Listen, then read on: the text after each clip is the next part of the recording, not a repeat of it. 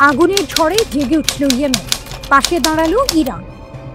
একটা বিস্ফোরণ, একটা খবর, তারপর সারা আরবের আকাশে শোকের কালো মেঘ। ইয়েমেনের প্রধানমন্ত্রী আহমেদ আল রাহাবি শহীদ, ইসরায়েলি আগ্রাসনের নির্মম ফল। কিন্তু এই মৃত্যু কেবল একজন নেতার নয়, এটি যেন একটি জাতির প্রতিরোধের আহ্বান, দখলদারিত্বের শেষ চাই। ইরানের গর্জন, আগ্রাসনের বিরুদ্ধে রণহুঙ্কার। তেহরান চুপ থাকেনি। ইরানের পররাষ্ট্র মন্ত্রণালয় কঠিন ভাষায় বলেছে, এটি শুধু একটি হামলা নয়, এটি সন্ত্রাসবাদ। তারা আন্তর্জাতিক সম্প্রদায় ও ইসলামী দেশগুলোর উদ্দেশ্যে ঘোষণা করল, এখনই ব্যবস্থা নিন, এই দুর্বৃত্ত সত্তাকে থামাতে হবে। ইরানের কণ্ঠে যেন প্রতিধ্বনিত হচ্ছিল ইতিহাসের সেই দৃঢ় সংকল্প, যে সংকল্প বারবার সাম্রাজ্যবাদীদের রুখে দিয়েছে। সানার রাস্তা উন্মাতাল। ইসরায়েলি আগ্রাসনের খবর ছড়িয়ে পড়তে ইয়েমেন জেগে উঠল। রাজধানী সানার আল সাবাইন স্কোয়ারে লাখো মানুষের ঢল। গাজার সঙ্গে সংহতি জানিয়ে তারা উত্তোলন করল ফিলিস্তিনের পতাকা। দৃশ্যটা যেন সিনেমার ফ্রেম। অভিনেতারা মানুষ, আলো তাদের চোখে, কিন্তু ক্যামেরা ধরছে প্রতিরোধের প্রতিজ্ঞা। লাল রেখা অতিক্রম। আনসার আল্লাহ আন্দোলনের রাজনৈতিক ব্যুরোর সদস্য মোহাম্মদ আল বুখাইতির কণ্ঠে তখন বজ্রপাত। তিনি বললেন, প্রধানমন্ত্রীর সভাকে লক্ষ্য করে শত্রু লাল রেখা অতিক্রম করেছে, যুদ্ধ নতুন অধ্যায়ে প্রবেশ করেছে, প্রতিশোধ আসবেই।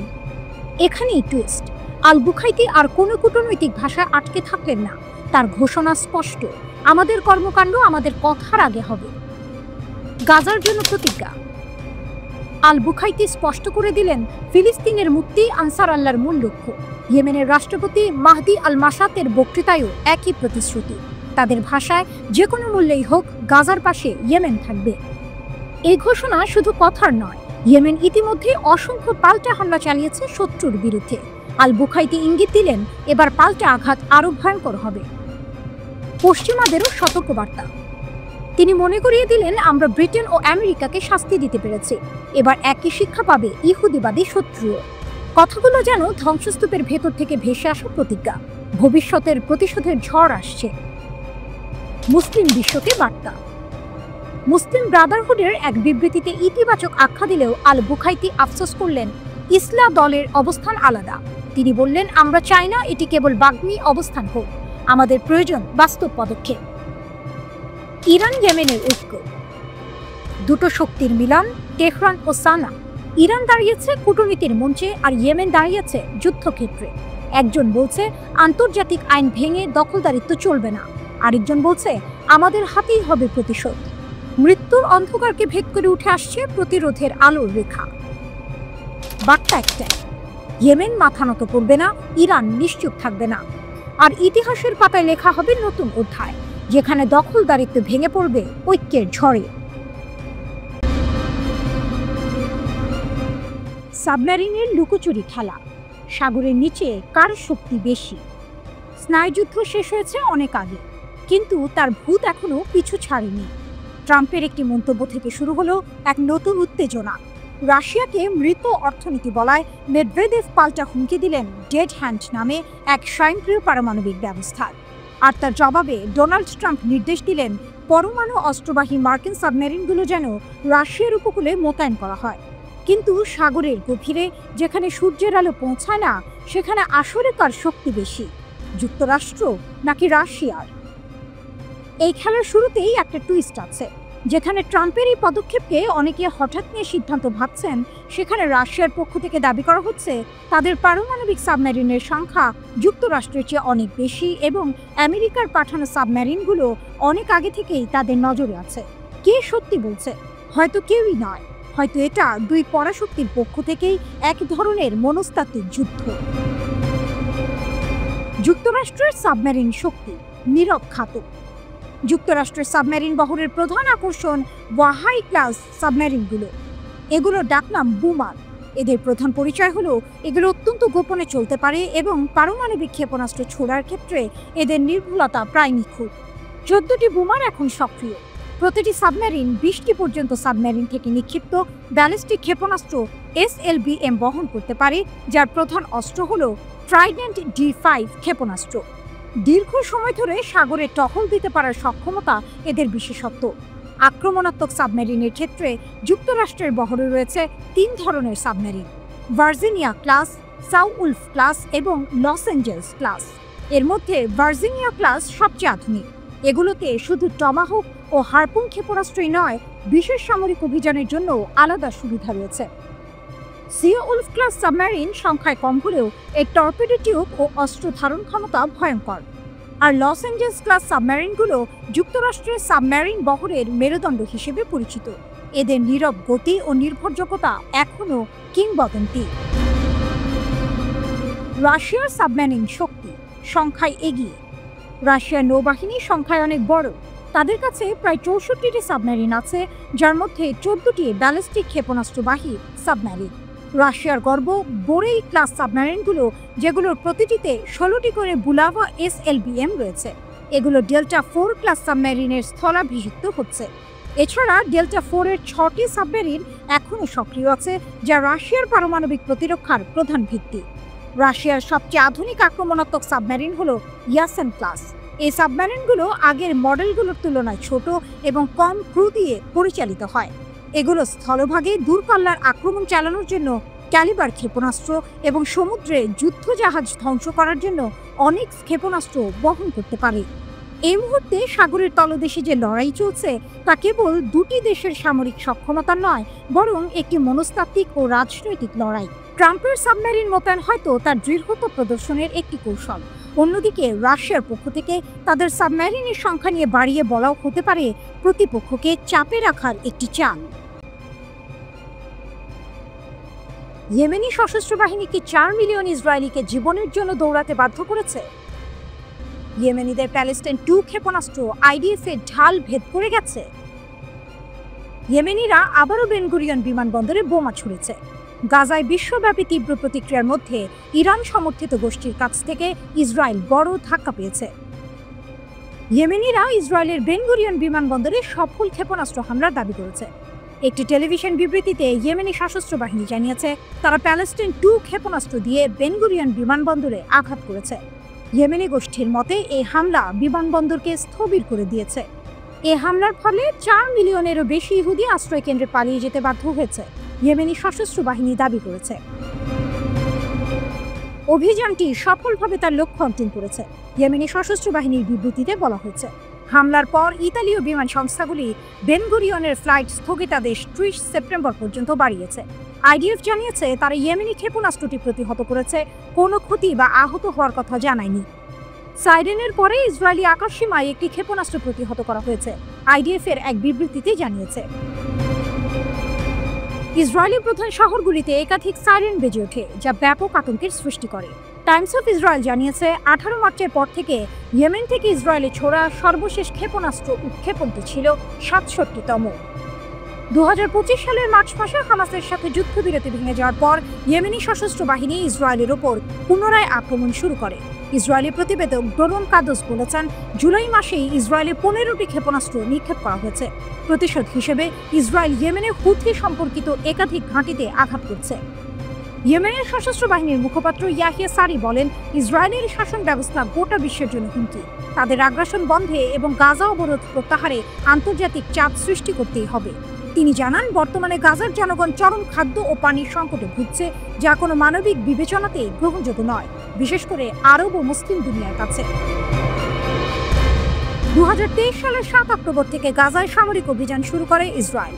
এরপর থেকেই নির্যাতিত ফিলিস্তিনিদের পাশে দাঁড়িয়ে দখলদারদের বিভিন্ন গুরুত্বপূর্ণ স্থাপনায় হামলা চালিয়ে যাচ্ছে ইয়েমেনিরা।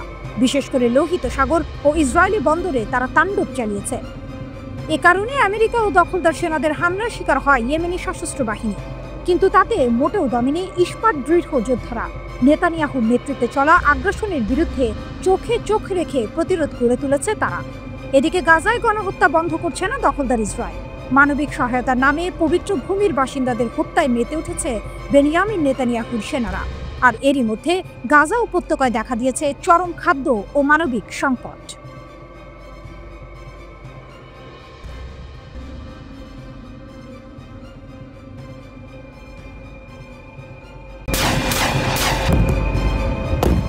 পারমাণবিক সাবমেরিনের নীরব যাত্রা, বিশ্ব কি যুদ্ধের মুখে?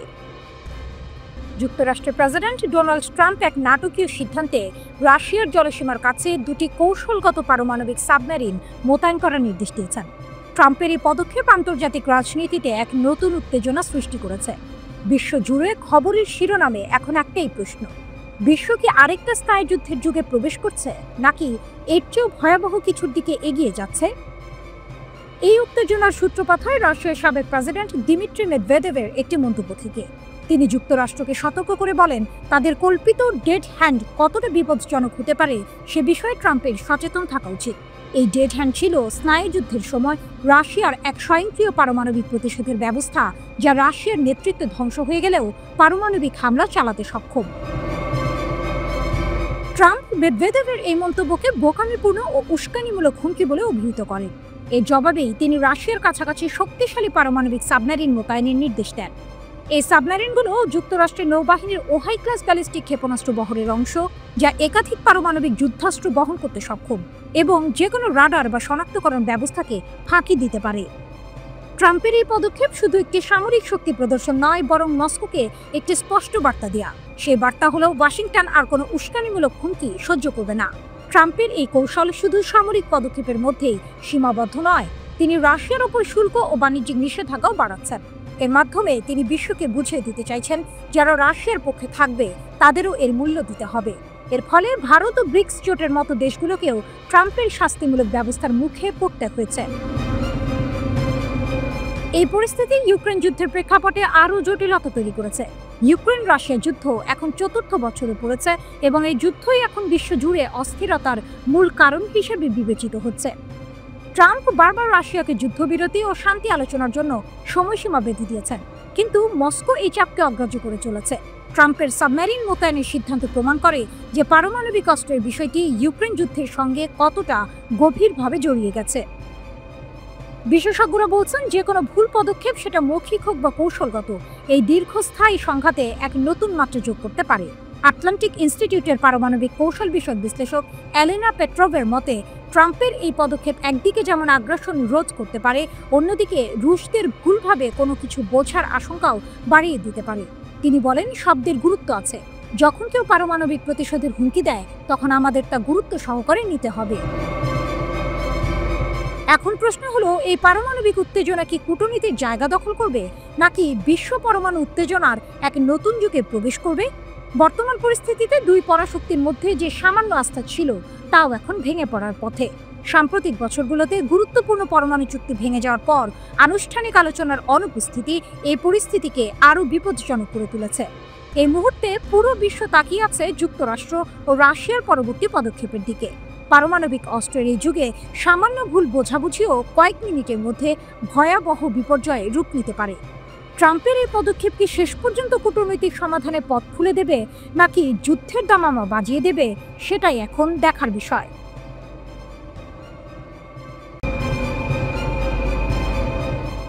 ইসরায়েলের দুঃস্বপ্ন, ইরানের হাতে পাইলটদের গোপন প্রোফাইল।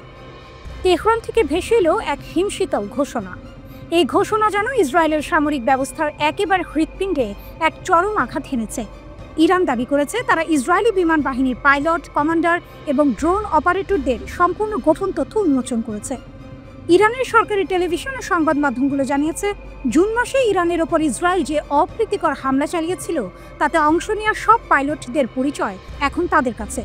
কঠোর নিরাপত্তা ব্যবস্থার আড়ালে লুকিয়ে থাকা এসব সেনার নাম, পরিচয়, বসবাসের স্থান, তাদের ইউনিট এবং কর্মস্থল এখন আর গোপন নেই। এটি কেবল একটি তথ্য ফাঁস নয়, এটি এক অদৃশ্য যুদ্ধের চূড়ান্ত চাল, যা ইরানের গোয়েন্দা শক্তির এক অভাবনীয় সাফল্য। এখানেই রয়েছে এক লোমহর্ষক টুইস্ট। ইরান কেবল তথ্য সংগ্রহ করে থেমে থাকেনি, তারা এর প্রতিশোধও নেওয়া শুরু করেছে। ইসরায়েলি টেলিভিশন চ্যানেলে যে পাইলটদের মুখ অস্পষ্ট করে দেখানো হয়, তাদেরই একজন মেজর ইয়েশ অ্যাশ। 1973 সালে ইয়ম কিপ্পুর যুদ্ধে নিখোঁজ হওয়া এক পাইলটের নাতনি তিনি। এক সাক্ষাৎকারে অ্যাশ বলেছিলেন, তিনি সাধারণ ইসরায়েলিদের নিরাপত্তা ফিরিয়ে আনতে চান, কিন্তু তেহরানের চ্যানেলের ঘোষণা ছিল সরাসরি, এখন তিনি নিজেই আর নিরাপদ নন। এই কথাটি যেন ইরানের সামরিক মনোবলের প্রতীক। মেহর নিউজের প্রতিবেদনে বলা হয়েছে, ইরানের গোয়েন্দা সংস্থা স্যাটেলাইট ছবির মাধ্যমে এসব পাইলটের বাড়ি এবং তাদের গতিবিধি চিহ্নিত করেছে। তাদের এই তথ্যের ভান্ডার ভবিষ্যতের যে কোনো প্রতিশোধমূলক হামলার জন্য এক কৌশলগত সুবিধা এনে দেবে। কিন্তু সবচেয়ে চাঞ্চল্যকর তথ্যটি হলো এই প্রতিশোধ ইতিমধ্যেই নেওয়া হয়েছে। ইরানের ক্ষেপণাস্ত্র হামলায় বেশ কয়েকজন পাইলটের বাড়িঘর ক্ষতিগ্রস্ত হয়েছে বলে দাবি করা হয়েছে। ইসরায়েলের কেন্দ্রীয় শহর ইয়াভনেতে এক পাইলটের বাড়িতে হামলার ঘটনা এর স্পষ্ট উদাহরণ। ইরানের দাবি, তাদের এই পাল্টা হামলা এতই শক্তিশালী ছিল যে ইসরায়েল মাত্র 12 দিনের মাথাতেই যুদ্ধবিরতির অনুরোধ করতে বাধ্য হয়। ইরানের সশস্ত্র বাহিনী অন্তত 22 বার পাল্টা হামলা চালিয়েছিল, যার লক্ষ্য ছিল ইসরায়েলের পারমাণবিক, সামরিক এবং শিল্প স্থাপনাগুলো। এই ঘটনাগুলো প্রমাণ করে ইরানের সামরিক সক্ষমতা ইসরায়েলের ধারণার চেয়ে অনেক বেশি। প্রতিবেদনে আরও একটি গুরুত্বপূর্ণ বিষয় উঠে এসেছে। যখন ইরান পাল্টা হামলা শুরু করে, ইসরায়েল তখন তাদের পাইলটদের সরিয়ে স্কুলে বা অন্যান্য বেসামরিক স্থানে নিয়ে যায়। এর উদ্দেশ্য ছিল, যদি ইরান সেখানে হামলা চালায় তাহলে আন্তর্জাতিকভাবে ইরানকে বেসামরিক স্থাপনায় হামলার অভিযোগে অভিযুক্ত করা যাবে। কিন্তু ইরান এই কৌশল বুঝতে পেরেছে এবং এমন কোনো ফাঁদে পা দেয়নি। ইরানের পক্ষ থেকে এক শীতল সতর্কবার্তা দেওয়া হয়েছে। এখন পর্যন্ত যা প্রকাশিত হয়েছে তা কেবল একটি নমুনা। আরও বহু গোপন তথ্য ভবিষ্যতে প্রকাশ করা হবে। এই ঘোষণা ইসরায়েলের নিরাপত্তা ব্যবস্থার জন্য এক বড় ধরনের অস্বস্তির কারণ হয়ে উঠেছে। মধ্যপ্রাচ্যের এই খেলা এখন আর শুধু সামরিক শক্তি নয়, বরং গোয়েন্দা তথ্যের, যেখানে ইরান এক অভাবনীয় শক্তি হিসেবে নিজেদের প্রমাণ করে চলেছে। ইরানে নতুন করে ভূমিকম্প, আবারও পারমাণবিক গুজব। পারমাণবিক কর্মসূচি নিয়ে ইসরায়েলের সাথে যুদ্ধের পর সকলের নজর ইরানের দিকে। উত্তরের সেমনান এলাকার পরে এবার দক্ষিণের কেরমান। 1.5 মাসের ব্যবধানে আবার ভূমিকম্পে কেঁপে উঠল ইরানের একাংশ, আর তা ঘিরেই শুরু হলো জল্পনা। আমেরিকা ও জার্মানির ভূকম্পন পর্যবেক্ষণ সংস্থার দেওয়া তথ্য থেকে জানা যাচ্ছে, রিখটার স্কেলে 5 অগাস্টের ভূমিকম্পের মাত্রা ছিল 5.7 এরও বেশি। ইরানে ভূমিকম্প কোনো নতুন ঘটনা নয়। দেশটির ভৌগোলিক অবস্থানের কারণে প্রায়ই সেখানে মাটি কেঁপে ওঠে। কিন্তু সাম্প্রতিক সময়ে যে ভূমিকম্পগুলো হচ্ছে তা নিয়ে নতুন করে জল্পনা শুরু হয়েছে। এর কারণ, এই ভূমিকম্পগুলো হচ্ছে এমন এক সময়ে যখন ইরানের পরমাণু কর্মসূচি নিয়ে ইসরায়েল এবং আমেরিকার সঙ্গে তাদের সম্পর্ক চরম উত্তেজনাময়। ইরানের দক্ষিণাঞ্চলে 5.73 মাত্রার একটি ভূমিকম্প আঘাত হেনেছে। তবে এই ভূমিকম্প নিছক কোনো প্রাকৃতিক ঘটনা নয়, বরং এটি ইরান এবং আন্তর্জাতিক মহলে নতুন করে পারমাণবিক পরীক্ষার গুজব ছড়িয়ে দিয়েছে। ভূমিকম্পটির উৎপত্তি স্থল ছিল ভূপৃষ্ঠ থেকে মাত্র 10 কিলোমিটার গভীরে, যা সাধারণত প্রাকৃতিক ভূমিকম্পের ক্ষেত্রে দেখা যায় না। এর ফলে অনেকের মনে সন্দেহ জাগছে এটি কোনো গোপন পারমাণবিক অস্ত্রের পরীক্ষা ছিল কিনা। ভূমিকম্পের আড়ালে লুকানো রহস্য। এই ঘটনাটি আরও বেশি সন্দেহজনক মনে হচ্ছে, কারণ এর আগে 20 জুন তারিখে ইরানের সেমনান প্রদেশের কাছে আরও একটি 5.1 মাত্রার ভূমিকম্প হয়েছিল। সেমনান এলাকাটি ইরানের সামরিক ও ক্ষেপণাস্ত্র কমপ্লেক্সের কাছে অবস্থিত। এই দুটি ভূমিকম্পই অগভীর হয় এবং সামরিক স্থাপনার কাছাকাছি ঘটায় আন্তর্জাতিক পর্যবেক্ষকদের মধ্যে পারমাণবিক পরীক্ষার গুঞ্জন তীব্র হয়েছে। যদিও ইরান সরকার এবং স্থানীয় সংবাদ সংস্থাগুলো জানিয়েছে যে ভূমিকম্পে কোনো হতাহত বা বড় ধরনের ক্ষয়ক্ষতি হয়নি, কিন্তু এই ঘন ঘন ভূমিকম্পের ঘটনা সাধারণ মানুষের মনেও প্রশ্ন তৈরি করছে। এই ভূমিকম্পগুলো এমন এক সময় ঘটছে যখন ইসরায়েলের সাথে ইরানের পারমাণবিক কর্মসূচি নিয়ে 12 দিনের যুদ্ধ শেষ হয়েছে। এই যুদ্ধে ইসরায়েল প্রথমে ইরানের গুরুত্বপূর্ণ পারমাণবিক স্থাপনাগুলোতে বোমা হামলা চালায় এবং পরে মার্কিন যুক্তরাষ্ট্র যোগ দেয়। মার্কিন যুক্তরাষ্ট্র বাংকার বাস্টার বোমা ব্যবহার করে ইরানের পারমাণবিক কেন্দ্রগুলো ধ্বংস করার চেষ্টা করে এবং দাবি করে যে ইরানকে পারমাণবিক নিরস্ত্রীকরণ করা হয়েছে। কিন্তু ইরান দৃঢ়ভাবে এই দাবি প্রত্যাখ্যান করেছে। তারা জোর দিয়ে বলেছে যে সাময়িক বিপর্যয় সত্ত্বেও তাদের পারমাণবিক কর্মসূচি অব্যাহত রয়েছে। ইরানকে পারমাণবিক পরীক্ষা চালাচ্ছে। যদিও ভূমিকম্প বিশেষজ্ঞরা এবং আন্তর্জাতিক পর্যবেক্ষকরা প্রাথমিকভাবে জানিয়েছেন যে এই ভূমিকম্পগুলো প্রাকৃতিক কারণে হয়েছে, তবুও এই বিষয়ে কোনো চূড়ান্ত সিদ্ধান্ত নেওয়া যায়নি। ইরানের ভৌগোলিক অবস্থান, যা আলপাইন হিমালয় ভূকম্পীয় অঞ্চলের মধ্যে পড়ে, এটিকে ভূমিকম্প প্রবণ করে তোলে। প্রতি বছর দেশটিতে প্রায় 2100টি ভূমিকম্প হয়, যার মধ্যে 15 থেকে 16টি 5.0 বা তার বেশি মাত্রার।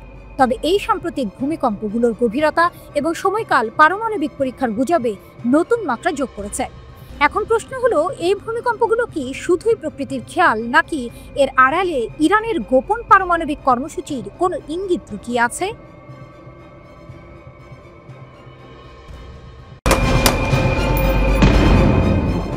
ভাবুন, এক ভরা হলে গমগম করছে হাততালি আর স্লোগান। মঞ্চে দাঁড়িয়ে আছেন পাকিস্তানের সেনাপ্রধান ফিল্ড মার্শাল আসিম মুনির, কিন্তু তার কণ্ঠে শুধু উচ্ছ্বাস নয়, শীতল ভয়ঙ্কর এক হুমকি। আমেরিকার মাটি থেকে তিনি ঘোষণা করলেন, পাকিস্তানের কিছু হলে আমরা অর্ধেক দুনিয়া সঙ্গে নিয়ে যাব। যেন কোনো যুদ্ধ ঘোষণার ট্রেলার, সংক্ষিপ্ত, তীব্র আর সরাসরি লক্ষ্যবস্তুতে আঘাত। আর এই ঘোষণার প্রতিধ্বনি যখনও থামেনি, তখনই ভারতীয় সেনাপ্রধান জেনারেল উপেন্দ্র দ্বিবেদী এক ভিন্ন মঞ্চে আইআইটি মাদ্রাজের আলো ঝলমলে অডিটোরিয়ামে শীতল সতর্কবার্তা দিলেন, যুদ্ধ শিগগিরই হতে পারে এবং এবার এই লড়াইয়ে শুধু সেনা নয়, বিজ্ঞানী, শিল্পখাত, শিক্ষা প্রতিষ্ঠান, সাধারণ মানুষ সবাইকে একসঙ্গে নামতে হবে। ভারতের এই প্রস্তুতির আহ্বান যেন পাকিস্তানের হুমকির জবাব নয়, বরং আরও বড় এক খেলার ইঙ্গিত। দ্বিবেদী মনে করিয়ে দেন অপারেশন সিঁদুরের কথা, যেখানে শত্রুপক্ষের চাল অনুমান করা ছিল দাবার মতোই কঠিন। ক্রিকেটের উদাহরণ টেনে তিনি বলেন, টেস্ট ম্যাচ চতুর্থ দিনে থেমেছিল, কিন্তু লড়াই আরও অনেক দিন চলতে পারত। অর্থাৎ পরবর্তী সংঘাত ছোট কোনো এপিসোড নয়, বরং লম্বা, জটিল, বহু স্তরের এক যুদ্ধ। পাকিস্তানের সেনাপ্রধানের বক্তব্য অবশ্য কেবল মুখের হুমকি নয়, এতে আছে স্পষ্ট শক্তির বার্তা, পারমাণবিক অস্ত্রের মালিকানা, যা যুদ্ধের শেষ সীমানা ছুঁয়ে দেয়। ফ্লোরিডার ট্যাম্পায় পাকিস্তানি বংশোদ্ভূতদের এক অনুষ্ঠানে দাঁড়িয়ে মুনির সরাসরি বলেন, যদি ভারতের সঙ্গে যুদ্ধে পাকিস্তানের অস্তিত্ব হুমকির মুখে পড়ে, তবে তারা পারমাণবিক অস্ত্র ব্যবহারের কথা ভাববে। ভারত সঙ্গে সঙ্গে কড়া প্রতিক্রিয়া দিয়েছে। নয়াদিল্লি বলেছে, এমন দায়িত্বজ্ঞানহীন হুমকি তৃতীয় একটি বন্ধুত্বপূর্ণ দেশের মাটি থেকে আসা গভীরভাবে দুর্ভাগ্যজনক। তাদের ভাষায় এটি এমন একটি রাষ্ট্রের চিত্র তুলে ধরে, যেখানে সেনাবাহিনী ও সন্ত্রাসী গোষ্ঠী হাত ধরাধরি করে চলে, আর পারমাণবিক অস্ত্রের নিয়ন্ত্রণ নিয়ে রয়েছে গুরুতর প্রশ্ন। বিশ্লেষকেরা বলছেন, পাকিস্তানের এই বক্তব্য আবারও প্রমাণ করছে সেখানকার রাজনৈতিক কাঠামোর চেয়ে সেনাবাহিনীর নিয়ন্ত্রণ কতটা শক্ত, আর এর ভেতরে লুকিয়ে আছে ভয়ঙ্কর এক টুইস্ট। রাষ্ট্রীয় কাঠামোর বাইরে থাকা গোষ্ঠীগুলোর হাতেও যে কখনো এই অস্ত্র পৌঁছে যেতে পারে, তার বাস্তব আশঙ্কা রয়েছে। তবুও পাকিস্তানের পক্ষের বার্তা পরিষ্কার, তাদের পিঠ দেয়ালে ঠেকে গেলে তারা পিছু হটবে না, বরং এমন আঘাত হানবে যাতে শত্রু একা হারবে না, অর্ধেক দুনিয়াকে সঙ্গে টেনে নিয়ে যাবে। আর ভারতের পক্ষ থেকে বার্তা সমান স্পষ্ট, যে কোনো মূল্যে জাতীয় নিরাপত্তা রক্ষা করা হবে এবং আসন্ন সংঘাতের জন্য সেনা থেকে শুরু করে সাধারণ নাগরিক সবাই প্রস্তুত থাকতে হবে। দুই দেশের এই হুঙ্কার যেন দুই বিপরীত দিক থেকে আসা ঝড়, যা একদিন মাঝ আকাশে ধাক্কা খেতে পারে। প্রশ্ন শুধু, সেই সংঘাতের মঞ্চ কোথায় আর কবে উঠবে এর পর্দা?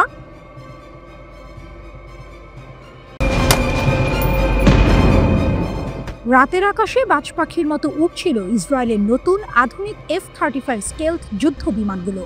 এই যুদ্ধ বিমানগুলোকে বলা হয় পৃথিবীর সবচেয়ে উন্নত অদৃশ্যমান বিমান। কিন্তু সেই আকাশেই ইরানের বুকে বাজল এক বিধ্বংসী গান। ইরানের বিমান প্রতিরক্ষা ও ক্ষেপণাস্ত্র বাহিনী একের পর এক F-35 ভূপাতিত করেছিল, যা এতদিন ভাবা হয়েছিল অসম্ভব। প্রথমবারের মতো ইরান এক পঞ্চম প্রজন্মের স্টেলথ যুদ্ধ বিমান ভূপাতিত করেছিল, ফিল্মের মতো নয়, বাস্তব যুদ্ধের মাঠে। এই ঘটনায় শুধু ইসরায়েলের নয়, গোটা বিশ্বের নজর ঘুরে গেছে। ইরানের এই কৌশল ছিল নিখুঁত পরিকল্পিত। তারা তাদের সক্রিয় রাডার সিস্টেম লুকিয়ে রেখেছিল, শত্রুর চোখে আকাশ নির্জন দেখিয়ে। ইসরায়েলি ড্রোন ও বিমান ভুল কৌশল অনুসরণ করে বলে ভেবেছিল তারা ইরানের বিমান প্রতিরক্ষা ভঙ্গুর করে ফেলেছে। কিন্তু আসল চমক ছিল এরপর। ইরান তার লুকানো রাডারগুলো সক্রিয় করল, ফাঁদে ফেলে দিল আকাশের অদৃশ্য বাজ পাখিদের। এই আঘাত শুধু সামরিক নয়, বরং একটি শক্তির বার্তা। ইরান আর পেছনে নেই। তাদের প্রযুক্তি, তাদের প্রস্তুতি এখন এমন পর্যায়ে পৌঁছেছে যেখানে সবচেয়ে আধুনিক ও দামি বিমানগুলো ধ্বংস হতে পারে। এরই প্রভাবে স্পেন তার বহু পরিকল্পিত F-35 ক্রয় বাতিল করার সিদ্ধান্ত নিয়েছে। তারা মার্কিন স্টেলথ বিমানের বদলে ইউরোপীয় বিমান যেমন ইউরোফাইটার টাইফুন ও FCAS প্রকল্পের দিকে ঝুঁকছে। স্পেন বলছে তাদের জন্য এখন সময় এসেছে নিজেদের প্রযুক্তি ও স্বায়ত্তশাসন বাড়ানোর। শুধু স্পেন নয়, ভারত, তুরস্ক, সুইজারল্যান্ড, কানাডা সব দেশই F-35 নিয়ে নতুন করে ভাবছে। ভারতের অবস্থান স্পষ্ট, নিজস্ব প্রযুক্তি বিকাশে বিশ্বাসী, মার্কিন বিমানে সীমিত কাস্টমাইজেশন পাওয়া যায় বলে তারা আগ্রহ কমিয়ে দিয়েছে। ইরানের ক্ষেপণাস্ত্র হামলা আর বিমান প্রতিরক্ষার সফলতা শুধু যুদ্ধক্ষেত্রেই নয়, বিশ্ববাজারেও প্রভাব ফেলেছে। লকহিড মার্টিনের গর্বিত অদৃশ্য বিমানের বিশ্বাস হারিয়ে ফেলেছে অনেক দেশ। বিশ্ব এখন নতুন যুদ্ধের জন্য প্রস্তুত হচ্ছে, যেখানে প্রযুক্তি আর কৌশল বদলাবে যুদ্ধের চেহারা। ইসরায়েলের এই পরাজয় শুধুই সামরিক না, এটি মানসিক ধাক্কা। তারা জানে তারা আর পুরনো গ্লোরিতে ফিরবে না। অন্যদিকে ইরানের গোপন প্রযুক্তি এবং লুকোনো রাডার নেটওয়ার্কের রহস্য বিশ্বের নজর কাটছে। এরা এক নতুন যুগের যোদ্ধা। যুদ্ধ এখন আর শুধু ক্ষেপণাস্ত্র বা বিমান হামলা নয়, এটি ভবিষ্যতের লড়াই, যেখানে প্রযুক্তির জাদু, গোয়েন্দা কৌশল এবং জাতীয় আত্মবিশ্বাস মিশে এক হয়ে যাবে। ইসরায়েলি পাইলটদের জন্য এটি যেন এক অজানা যুদ্ধে প্রবেশ, যেখানে তারা আকাশে অদৃশ্য হয়ে যেতে পারে না এবং ইরানের লুকোনো চোখ তাদের লক্ষ্য করে ধ্বংসের ছায়া নেমে আসে। F-35 এর পতন শুধু একটি বিমান বাহিনীর হার নয়, এটি ইরানের উদীয়মান শক্তির প্রমাণ। বিশ্ব মানচিত্রে এখন নতুন একটি ক্ষমতার আবির্ভাব ঘটেছে, যা প্রযুক্তি ও সাহসিকতার মিশেলে গড়ে উঠেছে।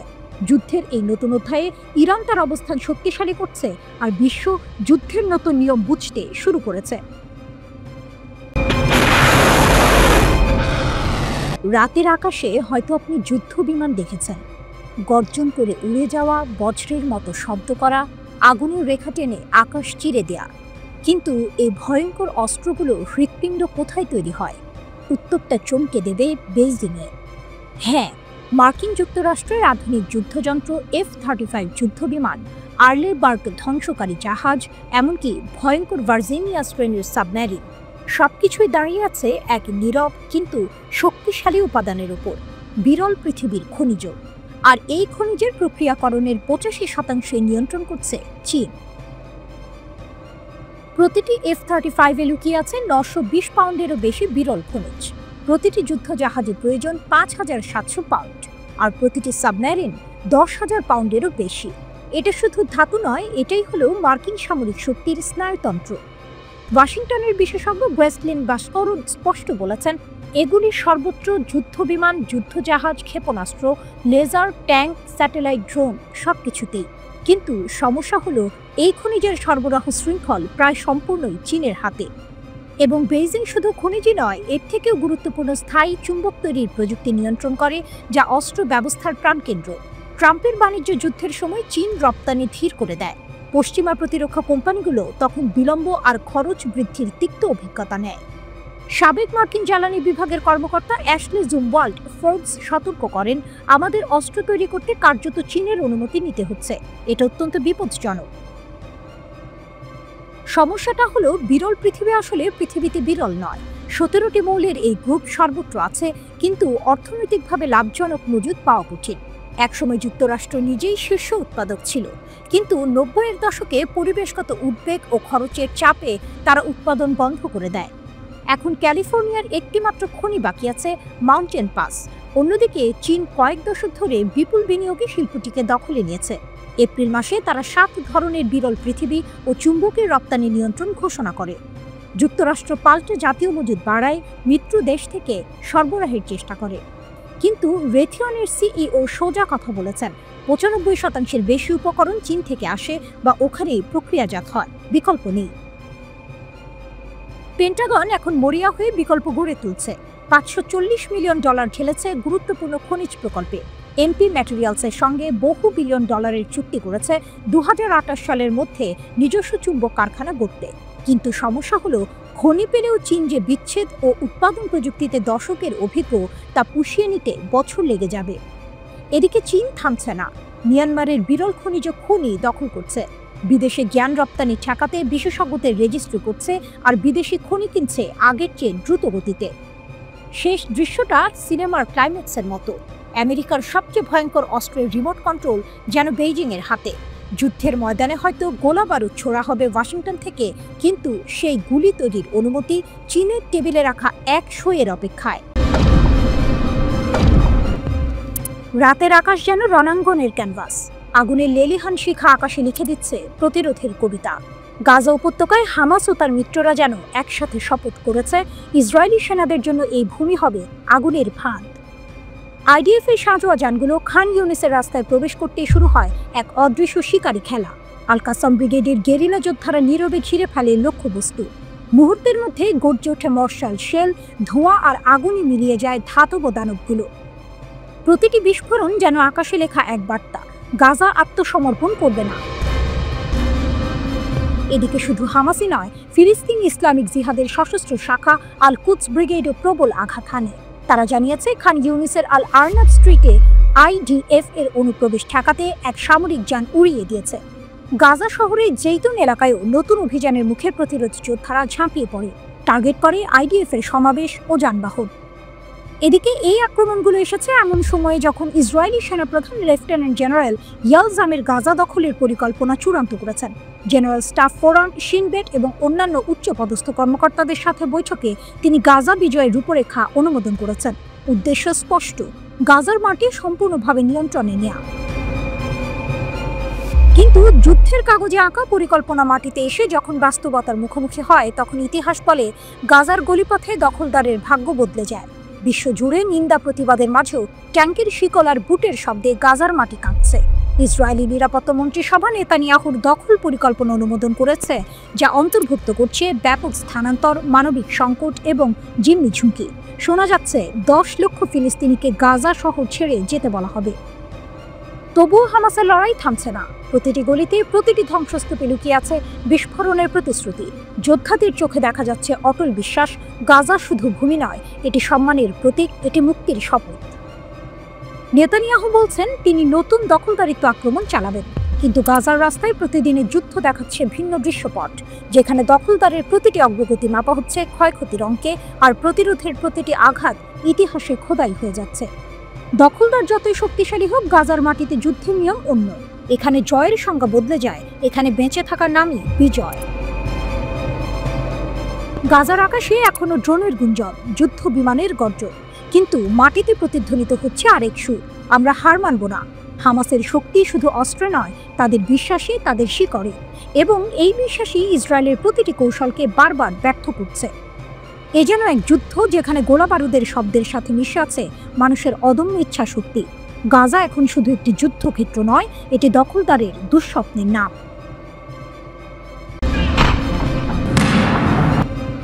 গাজার আকাশে এখনো বারুদের ধোঁয়া ভাসছে, সীমান্তে ট্যাঙ্কের চাকা থামছে না। ঠিক এই সময় তেল আবিবের ক্ষমতার করিডোরে শুরু হয়েছে আরেকটি নীরব কিন্তু ভয়ঙ্কর লড়াই। প্রশ্ন একটাই, ইসরায়েলি সেনাপ্রধান লেফটেন্যান্ট জেনারেল ইয়াল জামির কি কোণঠাসা হয়ে পড়েছেন? তাকে কি সত্যিই অভ্যুত্থানের পথে ঠেলে দেওয়া হচ্ছে? প্রতিরক্ষামন্ত্রী বনাম সেনাপ্রধান, যুদ্ধের ভেতরেই আরেক যুদ্ধ। গাজার রক্তক্ষয়ী সংঘর্ষের ভেতরেও ইসরায়েলের প্রতিরক্ষামন্ত্রী ইয়াভ গ্যালান্ট কার্ডস এবং আইডিএফ প্রধান ইয়াল জামিরের মধ্যে বিরোধ তীব্র আকার নিয়েছে। বিষয় সেনাবাহিনীর নিয়োগ ও পদোন্নতি।